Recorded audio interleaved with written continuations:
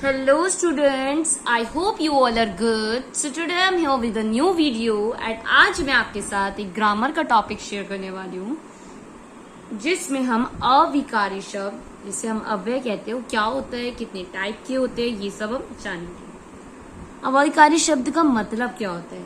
जिन शब्दों पर लिंग, वचन या काल का कोई प्रभाव नहीं पड़ता वे अविकारी शब्द कहलाते हैं। जैसे धीरे, तेज, आज, कल, कम, अधिक, के अंदर, के बाहर, क्योंकि, परंतु, एक्सेट्रा और भी कई सारे आदि।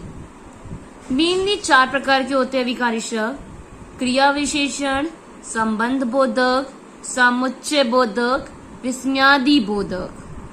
आई रिपीट, क्रिया विशेषण, संबंध बोधक, समुच्चय बोधक, विस्मयादि बोधक। सो अब आप यहाँ पे 1 बाय 1 अभी हम क्रिया विशेषण के जो है उसके बारे में पढ़ेंगे कि क्रिया विशेषण के जो भेद है उसके क्रिया विशेषण में भी डिवाइड कर दिया 4-5 पॉइंट्स में। तो जो अब वे क्रिया विशेषण बताते हैं वो क्रिया विशेषण कहलाते हैं कि क्रिया का काम क्या है, विशेषता बता रहे हैं। क्रिया विशेषण के कितने भेद हैं? यहाँ पे 4 है। कालवाचक क्रिया विशेषण, स्थानवाचक क्रिया विशेषण, रीतिवाचक क्रिया विशेषण, परिमाणवाचक क्रिया विशेषण। कालवाचक क्रिया विशेषण क्या होगा? जिन शब्दों से क्रिया के होने का समय का बोध होता है उन्हें काल समय का पता चले। जैसे रोहन सुबह आया था तो काल बीते हुए समय की, वे दोनों अभी अभी गए हैं, जा चुके हैं, जो हो चुका है। काल में मीन्स पास्ट में जो हो गया है उसकी बात की जा रही हो, कालवाचक क्रिया विशेषण। स्थानवाचक क्रिया विशेषण क्या होता है? जिन शब्दों से क्रिया के होने का स्थान का, कि वो किस जगह पे हो रही है, प्लेस का पता चलता है। प्रज्ञा ऊपर बैठी है तो यहाँ पे पोजीशन पता चल रही है। प्रज्ञा भीतर खाना खा रही है, यहाँ पे भी पता चल रही है। तो ऊपर, भीतर, ये शब्द क्या हो गए? स्थान से संबंधी हो गए।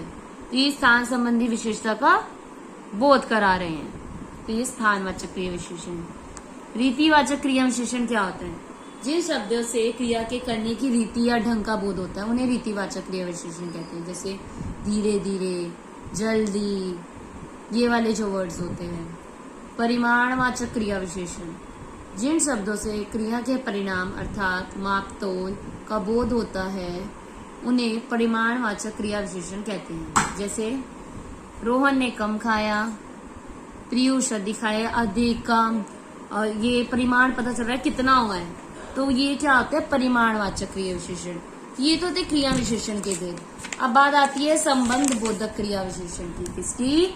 संबंध बोधक क्या होती है? जो संबंध शो करती है, संज्ञा सर्वनाम का संबंध वाक्य के दूसरे शब्दों से जाना जाता है, उन्हें संबंध बोधक कहते हैं। एग्जाम्पल, छत के नीचे लोग सो रहे हैं। कहाँ सो रहे हैं? छत के नीचे, के वाले शब्द।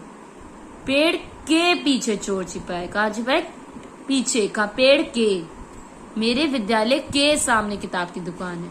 अनीता के साथ रेखा भी गई। तो ये के वाले जितने भी वर्ड्स होते हैं, रंगीन जो रेड कलर के वर्ड्स है, संबंध बोधक होते हैं।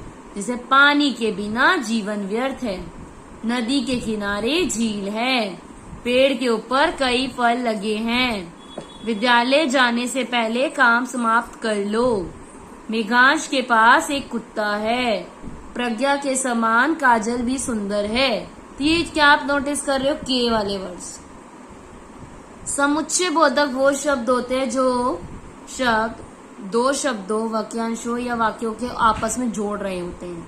मैं और मेघांश अच्छे दोस्त हैं। मेरे अपने आप को और मेघांश को जोड़ रही हूँ। आप कुछ कहेंगे या मैं बोलूं, दोनों को जोड़ा जा रहा है। अनिल बेईमान है परंतु उसकी माँ ईमानदार है। माँ और अनिल दोनों को है बताया जा रहा है डिफरेंस। वह प्रथम आया क्योंकि उसने बड़ी मेहनत करी थी। रीजन बताया जा रहा है या 2 चीजों को जोड़ा जाता है, वो कहते हैं समुच्चय बोधक। अब समुच्चय बोधक में भी 2 तरह के होते हैं। एक होता है समानाधिकरण समुच्चय बोधक और व्याधिकरण समुच्चय बोधक। जो समुच्चय बोधक शब्द एक ही जाति या स्थिति के वाक्यों को जोड़ते हैं उसे समान बोलते हैं, जैसे एवं, और, या, अतः इत्यादि। पर व्याधिकरण समुच्चय बोधक वो बोध होते हैं जो एक या एक से अधिक आश्रित उपवाक्यों के मुख्य वाक्यों से मिलाते हैं। जैसे यदि, क्योंकि वाले शब्द। यदि वह सावधानी बरतता तो दुर्घटना नहीं होती। मैं कल नहीं आ सका क्योंकि बीमार था। ये वाले वर्ड्स। अब लास्ट आता है हमारा समुच्चय बोधक के कार्य।